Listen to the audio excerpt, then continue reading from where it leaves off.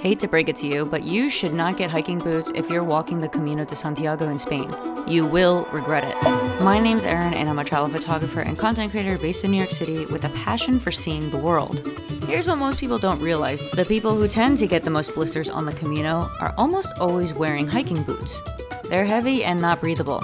The majority of pilgrimages happen during the summer months. Imagine wearing a boot with all that material up to your ankles. Your feet will get unbearably hot and blister fast. I'm sweating just thinking about it. The same goes for waterproof sneakers.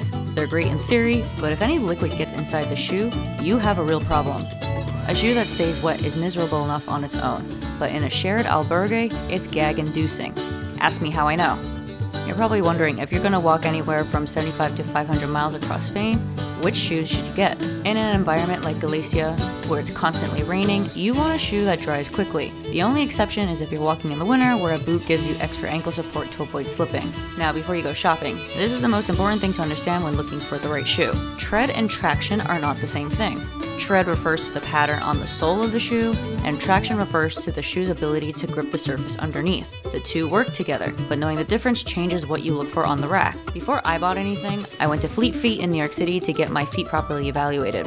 As a former cross-country distance runner, I know all about needing the proper shoe, but I'd never actually had my foot type confirmed. Back when I used to run, this technology was brand new, and the training wasn't there. A rep at a different store had guessed I had high arches when I didn't. This time was completely different. The rep was knowledgeable, the data was comprehensive, and you get a copy of your report emailed to you afterward.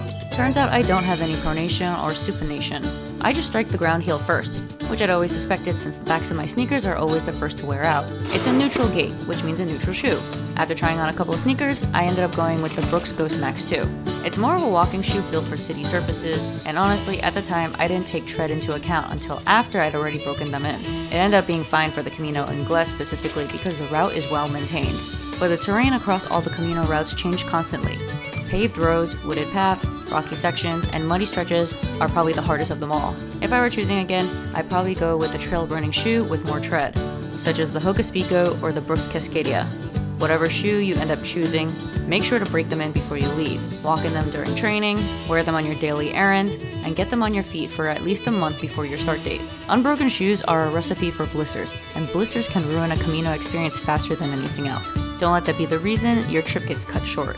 Hope you find this video helpful. Leave a comment below and let me know what shoe you decide on. See you in the next adventure. Buen Camino!